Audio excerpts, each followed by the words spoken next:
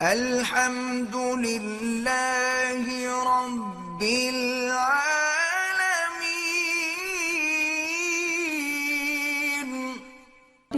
ساس دو کام کر لینا تو گھر جنت بن جائے گا.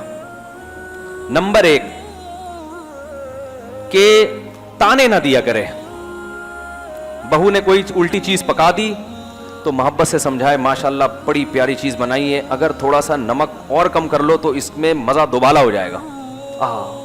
ایسے یہ جو تم نے گوشت گلایا ہے نا دیسی مرغے کا, بیٹا یہ بڑا پیارا گوشت گلایا ہے تم نے, تھوڑی دیر اور چولہے پہ پکتی تو اور مکھن جیسا ہو جاتا. یہ اسٹائل بات کرنے کا ساسوں کا نہیں ہوتا. ساس کا اسٹائل بتاؤں کیسا ہوتا ہے. گوشت گلا نہیں, کچا رہ گیا. ان کے تو ماں باپ نے کھانا پکانا نہیں سکھایا ان کو. تمہیں تمہاری ماں نے روٹی پکانا نہیں سکھائی ہے, بول کے بھی گئی تھی, جلا دیا. تو جب اس طرح کے طنز ہوتے ہیں نا, پڑی ہوئی سوتی رہتی ہے, تمہارے باپ نے تمہیں سکھایا نہیں کچھ, تم ڈائریکٹ ماں باپ پر آ کے تانے, تو اس کے دل میں نفرت کے جذبات پیدا ہوتے ہیں, کیونکہ اسے پتا ہے یہ میری حقیقی ماں نہیں ہے. تمیز سے چلے گی تو ہم بھی تمیز سے چلیں گے بھائی, ٹھیک ہے نا. تمیز سے ہی تو, محبت سے تو بات کرو, طنز تو نہ کرو, تانے تو نہ دو. دوسرا, اس پر اس کے بوجھ سے زیادہ کام نہ ڈالا جائے, کام لیا جائے. گھر میں فارغ نہیں کسی کو بیٹھ, جب جوائنٹ فیملی میں ہے تو سب کو مشترک رہنا ہے, کچھ نہ کچھ گھلنا جلنا ہے. پیڑے کھانے کے لیے کوئی بھی نہیں آیا. آپ کا میاں بھی تو اتنی خدمت کر رہا ہے نا, گھر میں لا لا کے پھل بھی, یہ چیزیں اس پر واجب تھوڑی ہیں, لیکن اخلاقی ذمہ داری ہے. پھل کھلانا شوہر پر واجب نہیں ہے, اخلاقی ذمہ داری ہے. علاج کرنا شوہر پر واجب نہیں ہے, پتہ ہے آپ کو. علاج کرنا, بیوی بیمار ہو جائے, بیوی کا علاج شوہر پہ واجب نہیں ہے. کیوں؟ اس لیے کہ آپ خود بیمار ہو جاتی ہو تو اپنا علاج واجب نہیں ہے, تو بیوی کا کہاں سے واجب ہو گیا. پرہیز واجب ہے. بیوی کو نزلہ ہو گیا تو شوہر پرہیز کرا سکتا ہے, ٹھنڈے پانی سے پرہیز, آئس کریم سے پرہیز, کھچڑی کھاؤ 3 دن تک.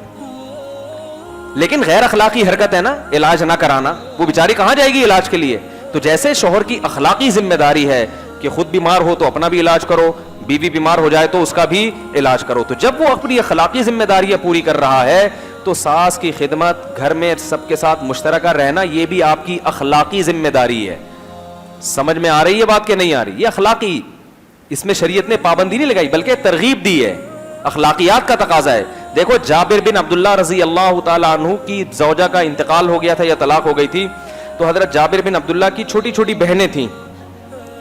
تو حضرت جابر بن عبداللہ نے شادی کی, تو آپ صلی اللہ علیہ وسلم نے ان سے پوچھا کہ اے جابر تم نے کس سے شادی کی ہے, بیوہ سے یا کنواری سے؟ تو حضرت جابر نے کہا یا رسول اللہ بیوہ عورت سے شادی کی ہے, بڑی عمر کی عورت. آپ نے فرمایا کنواری جوان سے کرتے نکاح, تم بھی دل بہلاتے اس سے, وہ بھی تمہارے ساتھ دل بہلاتی, بیوہ سے کیوں کر لی؟ ایک مزاح کیا نبی صلی اللہ علیہ وسلم نے.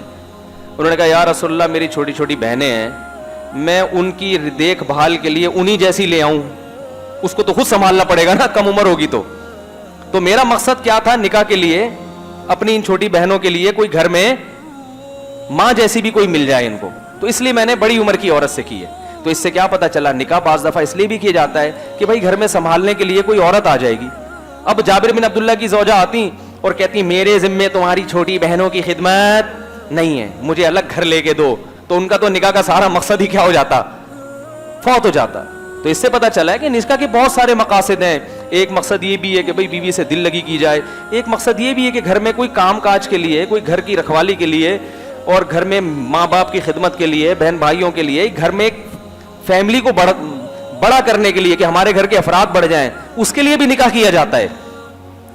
اب جناب وہ آپ نے نکاح کیا, اتنی ساری وہ بیگم صاحبہ آتے ہی کہہ رہی ہیں کہ میرے ذمے کچھ بھی واجب نہیں ہے. مسئلے کی روح سے تو واجب نہیں ہے, لیکن اخلاقی لحاظ سے آپ کی بہت ساری ذمہ داری. اس طرح خاندان ٹوٹیں گے.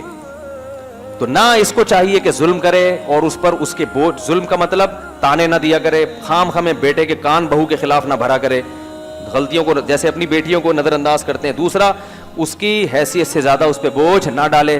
کبھی وہ کام سے منع کر دے تو اس کو یہ حق بھی ہونا چاہیے. بعض دفعہ بھائی موڈ نہیں ہے, طبیعت سیٹ نہیں ہے, آج میرا بس طبیعت خراب ہے, تو اس کی میڈیکل سرٹیفکیٹ نہ مانگے اس سے ساس کہ آج آپ کے جو سر میں درد ہے, ابھی تو آپ ہاں ہی کر کے باتیں کر رہی تھی بیٹھ کے, وہاں بھی سر میں درد. بھائی ہو جاتا ہے بعض دفعہ ہو جاتا ہے, ہمارے ساتھ بھی تو ہو جاتا ہے نا.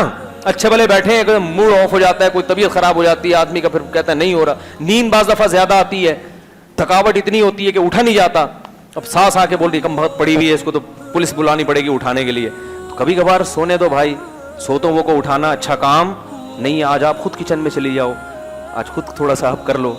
और बेटे को भी चाहिए कि बीवी अगर माँ की ज्यादा खिदमत नहीं कर रही, उसको मोहब्बत से समझाए, नहीं कर रही तो मार धाड़ के बजाय खुद अम्मा की खिदमत करना शुरू कर दे।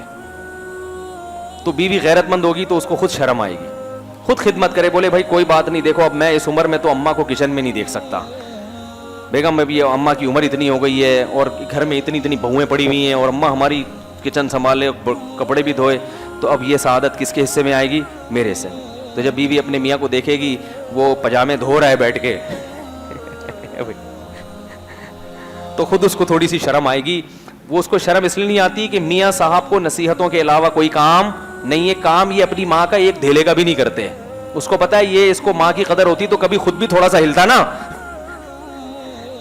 हिलता ही नहीं है अपनी जगह से, तो इसको माँ की कदर नहीं है, इसको मुझ पे रोब जमाने का, बोलो भाई, शौक है, चौधराहट का शौक है। तो चौधराहट के लिए और कोई जरिया मिल नहीं रहा था, तो अब माँ के उन्मान से जो है ना मुझ पे रोब जमाना शुरू कर दिया है। खुद चाय पिला दे माँ को, खुद खिदमत करें, ये तो ज्यादा सवाब है, तो बड़ी सादत की बात है।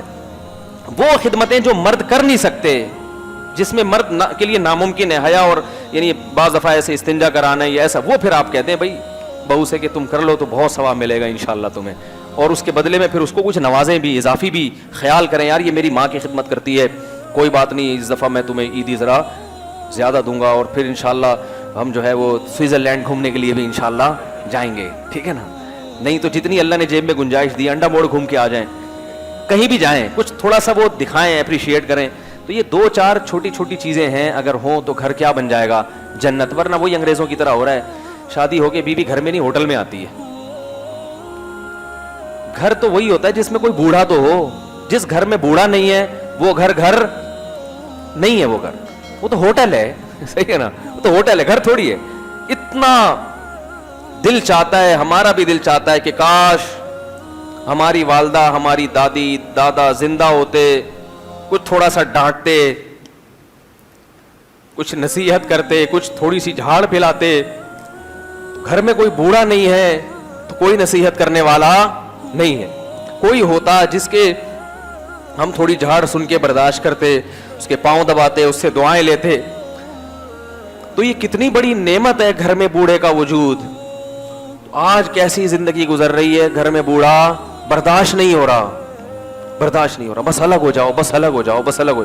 फिर आपकी औलाद होती है तो कैसी मोहब्बत से दादा दादी नाना नानी उसको पालते हैं, वो एक अलग लुत्फ है। घर में अगर आपके बड़े नहीं हैं तो आप बाप हो, दादा का मजा बच्चों को मिलता ही नहीं है, ना नाना की मोहब्बत मिलती है ना दादा की मोहब्बत मिलती है। आधी काम तो दादा दादी नाना नानी बच्चों का कर लेते हैं उनको पालने में। तो वो सारा सेटअप मगरिबी कल्चर की वजह से बर्बाद हो रहा है।